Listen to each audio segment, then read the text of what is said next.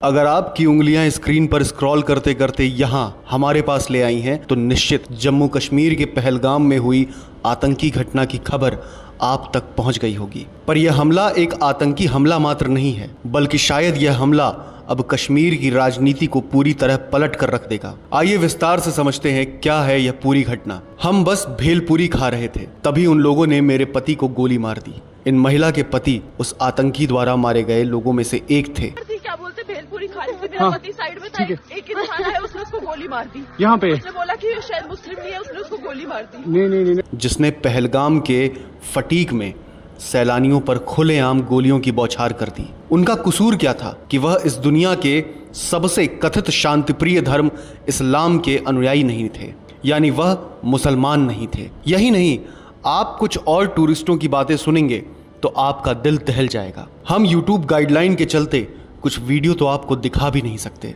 फिलहाल हमले में 27 लोगों के मारे जाने और अन्य लोगों के घायल होने की खबर है। हालांकि अभी खबर लिखे जाने तक आंकड़ों पर कोई आधिकारिक पुष्टि नहीं हो पाई है। खैर, घटना की सूचना मिलते ही सूचना बलों की एक टीम क्षेत्र में भेजी गई और खबर लिखे जाने तक प्रधानमंत्री नरेंद्र मोदी से चर्चा के बाद गृह मंत्री अमित शाह पहलगाम के लिए रवाना हो गए हैं। एक वरिष्ठ पुलिस अधिकारी ने बताया कि फायरिंग की आवाजें सुनते ही सुरक्षा बलों को बायसरन क्षेत्र में भेजा गया, जो एक नॉन मोटरेबल इलाका है। इस हमले की जिम्मेदारी पाकिस्तान के लश्कर तैयबा से जुड़ी द रेजिडेंट फ्रंट ने ली है। क्षेत्र में सर्च ऑपरेशन और स्थिति पर करीबी नजर रखी जा रही है। जब यह हमला हुआ तब पहलगाम पर्यटकों से भरा था। हालांकि इस हमले की साजिश का एक धुंधला सत्य दिखता नजर आ रहा है। बात ज्यादा पुरानी नहीं है जब जम्मू और कश्मीर के गुलमर्ग में एक सुरम्य स्की रिजॉर्ट में आयोजित एक फैशन शो ने इस्लामिक कट्टरपंथियों को भड़का दिया था। इस फैशन शो की मुख्यमंत्री उमर अब्दुल्ला ने भी निंदा करते हुए कहा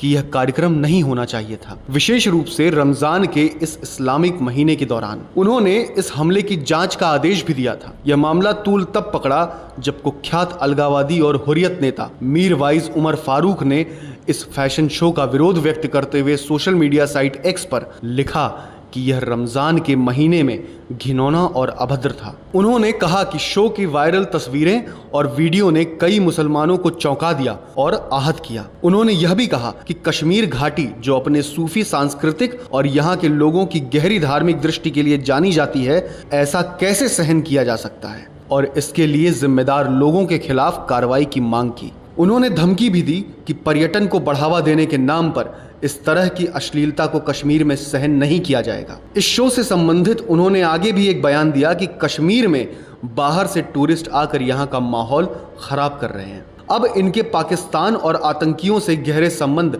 किसी से छुपे नहीं हैं, जिस पर फिलहाल जांच चल रही है। पर घटना के संयोग यहीं खत्म नहीं होते।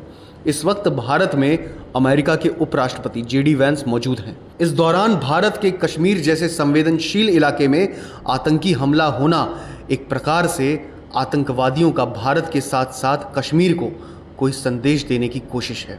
यही नहीं, आपने कुछ दिन पहले ही Pakistani army chief general Asim Munir का ओवरसीज पाकिस्तानियों के सालाना सम्मेलन के कार्यक्रम में अपने भाषण के दौरान उन्हें सुना होगा कि हम हिंदू से बहुत अलग हैं। अब इस हमले की प्रक्रिया आप देखिए। आतंकी ने बंदूक की नोक पर सबको इकट्ठा किया, उनसे उनका नाम पूछा, पुष्टि करने के लिए उनके पैंट उतरवाए जो उस शांतिप्रिय धर्म के दायरे में नहीं आते थे, यानी जिनका खतना नहीं हुआ था, उन सबको गोली मार दी। यह है इन शांति दूतों की मानसिकता। यह सारे तार इस साजिश को बुनते दिखाई देते हैं। पर अगर ऐसा है तो हमारी सरकार से अपील है कि अब शायद सही समय है कि पाकिस्तान को उसकी औकात दिखाते हुए राह साहब POK भी उनसे छीन ले।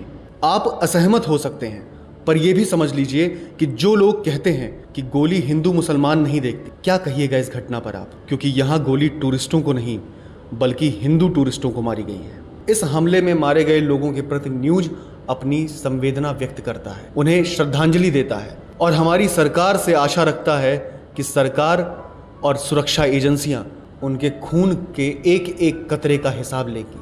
हम इंडियन ट्रैवल स्टोर्स में बुक करके कश्मीर प्रवास में आए हैं। अब हमारा कश्मीर ट्रिप का दूसरा दिन है। कल हम बोट हाउस में ठहरे थे। बोट हाउस तो बहुत अच्छा था। अब हम शिकारा राइड कर रहे हैं। शिकारा राइड कर रहे हैं कश्मीर में।